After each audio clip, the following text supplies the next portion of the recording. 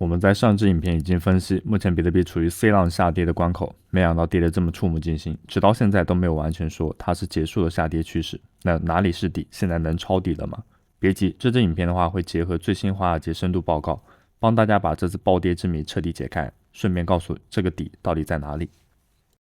我们先从技术面的角度分析，这是比特币的周线图，你会发现现在正处在非常尴尬也非常危险的位置，也就是7万美元的附近关口。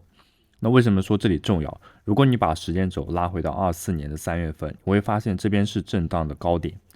也就是说这里曾经是天花板，现在变成了地板。按照技术分析的支主互换原理，7万关口的上方以及附近理论上来说能够起到暂时止跌的作用。但是重点来了，如果在这个位置真的撑住了，出现了反弹修正的话，大家也不要高兴得太早，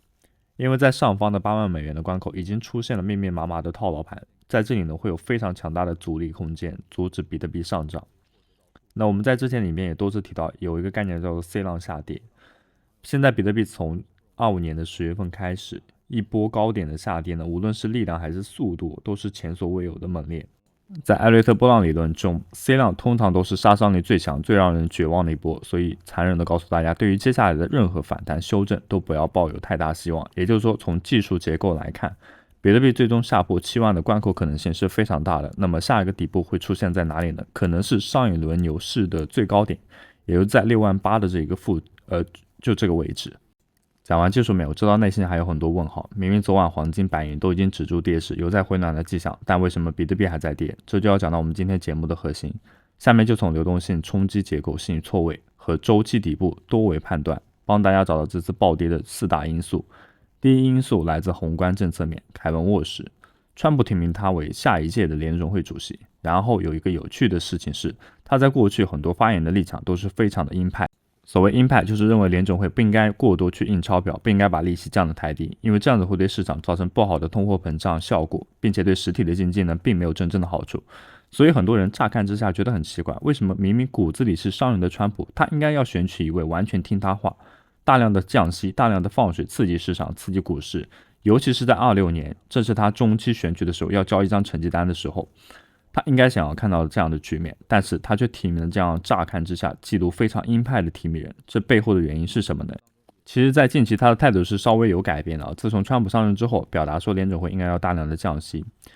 他说这个降息呢根本就不是疫情或者是供应链造成的意外，而是联准会的错误。这个错误指的并不是降不降息这件事情，而是扩表跟印钞。我们不但不应该放水就印钞票来刺激市场，还应该要想办法把市场上的钱给收回来。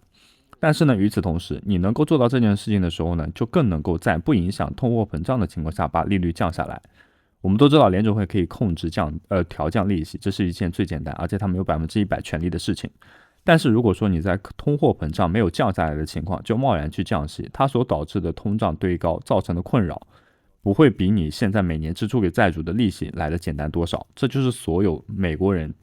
就现在盯着美国政府跟美国央行，也就是联准会，他们应该如何解决这个问题的死结。就是如果你不降息，那么这个巨大的债务压力会让美国的财政赤字会越来越严重，恶性循环。但是如果你选择降息呢，你现在通过就通货膨胀完全降不下来的情况，你可能会造成更严重的后果。这就是凯文沃什需要解决的事情他打算用他的一个方式来解决。这个方式就是德意志银行预期做出的货币政策，就是降息加上缩表。乍看之下好像很简单，但美国央行史上是从来没有发生过这件事情的。为什么这件事情没有发生过？因为本质上来说它是矛盾的。缩表是一个让市场冷却的政策，降息呢又是一个刺激市场的政策。我们一般想要刺激市场或者是让市场冷却，只要挑一个来做就好了。但是从央行的立场来说，你找不到任何一个理由，就是说我这边给你一拳，然后我再给你一个绷带。但是有没有可能，眼下这个时期呢，就是美国历史上或者是最需要这么做的原因？因为现在之所以需要降息，并不是市场，而是美债太多了，它需要缴纳的利息太多。这件事情的话，影响到了白宫的赤字所以呢，它有点像是降息是要100%发生的事情。然后呢，怎么在降息的同时不要让通货膨胀严重？那也就是要缩表。第二个因素的话，跟木头姐有关。木头姐的发言称导火索 CZ 和币安就是遭遇到罕见的声誉危机这个事情的话，所指的是10月11日的大暴跌那件事情。那虽然大暴跌那一天我们看到的数据是190亿，就是被清算。但是呢，我们知道 API 对接币安的数据的话是体现了5%啊，所以你可以想象大概有多少亿的资金是要被爆单的。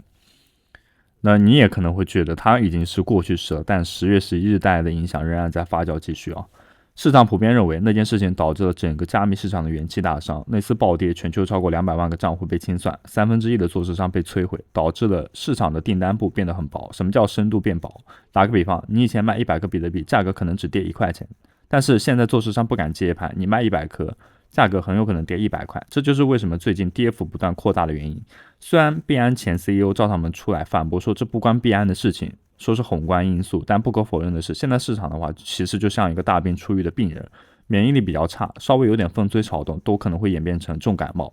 第三个因素的话就是地缘政治啊，当地缘战争叠加流动性紧缩来临时，市场就会出现现金为王的模式。那机构投资者需要现金去补其他地方的窟窿，或者单纯的就是想持有美元。那这个时候呢，他们会卖掉什么？卖掉手上流动性最好、24小时都能交易的资产。谁符合这个条件呢？没错，就加密货币。所以呢，比特币这次不是因为它不扛风险而跌，而是因为它太好卖了，成为机构的提款机。这也是为什么我们看到黄金跌、美股跌、比特币跟着跌的通杀局面。我们可以看到数据显示，就在崩盘期间，不仅加密资产暴跌，连黄金价格也出现了单日9%的跌幅，这进一步证实了，在一场全球范围内的流动性危机，大家呢都只会抛售资产来换取现金。最后一个因素的话，来自于币圈内部啊，我们都知道微策略持有了大量的比特币，那另外一个以太坊是谁在大量持有呢？是 Bitmain。Bitmain 的话，它已经再度增持到40302颗的 ETH。那总的持仓已经升至约424万枚，但它买入的价格是在3000多，3849美元左右。但是现在以太坊已经跌到2200多，你算一下这笔账，他们的未实现亏损已经扩大至60亿美元，已经60亿了。所以现在市场会比较担心 Bitmain 会不会倒闭，就是会不会被清算。那如果撑不住的话，也就是说市场可能会有424万枚的以太坊倒进。那就可能是一个核弹级别的灾难。最后呢，我们来总结一下，对于短线交易者，现在波动率比较大，建议多看少动，或者严格设置止损，不要去猜测哪里是绝对的底，等右侧信号出来，站稳8万附近呢，我们再说。那对于长线信仰者，如果你信仰比特币的未来，现在这个区间7万附近啊，或许可以考虑开始做一下你的 DCA， 也就是你的定投计划。资产优选方面可以优先考虑配置，就是高流动性、机构共识、核心资产，比如像 BTC 啊、ETH。那规避缺乏流动性的小市值山寨币啊。那因为在流动性紧缩后期啊，后者的话往往会面临归零的风险。此外，针对微信群风控严重，我们在 QQ 开设了新的撸毛群，欢迎各位小伙伴的加入。最近我们在努力推进社区建设，往后将和大家一起撸毛，每天准时推送最新空投项目，以及一直坚持下来的币安阿尔法 OKX Sports。今天刷什么标的，什么是最低磨损，欢迎大家的加入。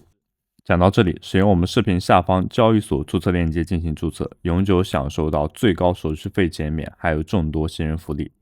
近期仍在坚持 OKX Sports 的小伙伴可以使用我们的专属减免优惠码，这样刷交易量可以有效避免不必要的损耗。也可以关注一下我们在币安广场的账号。同样，如果自己在玩币安广场，多进行积极的发帖和互动。为什么呢？因为币安广场内置的一些空投活动，通过简单的参与，比如说转发帖子、